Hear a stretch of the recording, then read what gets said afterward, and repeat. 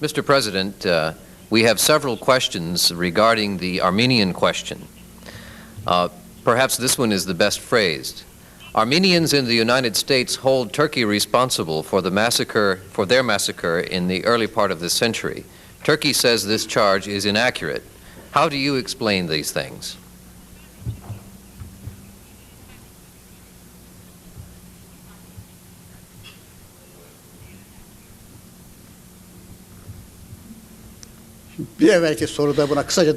I had briefly mentioned this issue while answering the previous question, but now I would like to elaborate on that.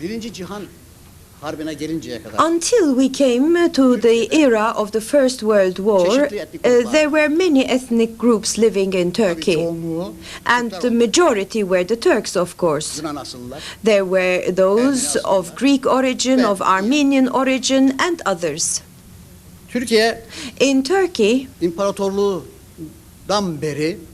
since the time of the Ottoman Empire, no discriminating attitude was used towards the ethnic groups. During the First World War, Turkey had to fight the war on 3 fronts. In total, there were 6-7 fronts with the major one, and one of those fronts were in the eastern part of our country, where we fought the Tsarist Russia. And the Russian army had invaded the Turkish territories. They came up to Erzurum, Erzincan, and had confiscated the Turkish land. And the Armenians who were living in that region were given arms and were pushed to an uprising against the Ottoman Empire, although they had lived together with the Ottomans and Turks for centuries.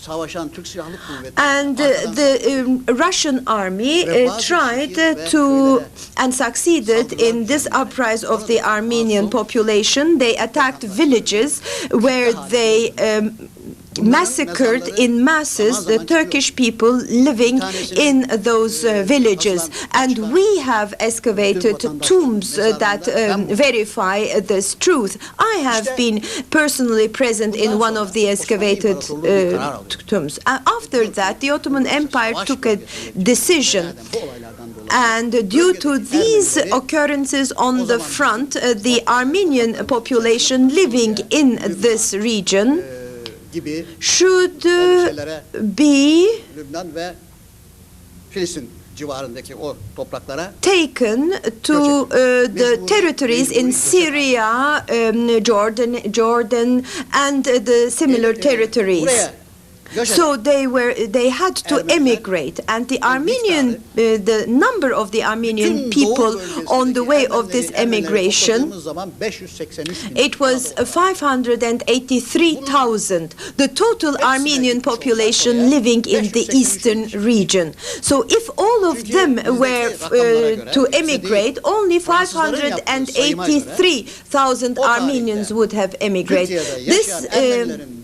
And according to the statistical information prepared by the French for that time, the total number of the Armenians living in the Ottoman Empire at that time was 1,283,000, and only 443,000 thereof were living in the eastern regions. During that emigration, the Armenian people got sick, some of them died on the way, and this is a fact, this is the truth. But we claim that this problem cannot be solved by political instances. This problem can be solved by historians. Now you may ask the question, why don't you open the archives? Esteemed members of the press, we have a total of 100 million Ottoman archives, and at those times we were not using the Latin alphabet but the Arabic script. Now nobody in Turkey writes and reads in Arabic script. Only in certain specific schools the Arabic script is taught, and only they can read the Ottoman archives, and therefore their classification is very difficult. However, we believe that until the end of 1989, this task will be finished. And if we finish it by then we shall open the Ottoman archives to the historians. They can come to our country, they can investigate these documents, and then we can discuss whether such an event has really taken place or not. I think that this is all what I can say to this subject. There may be more things to say, but during time limitations, I think that should be sufficient.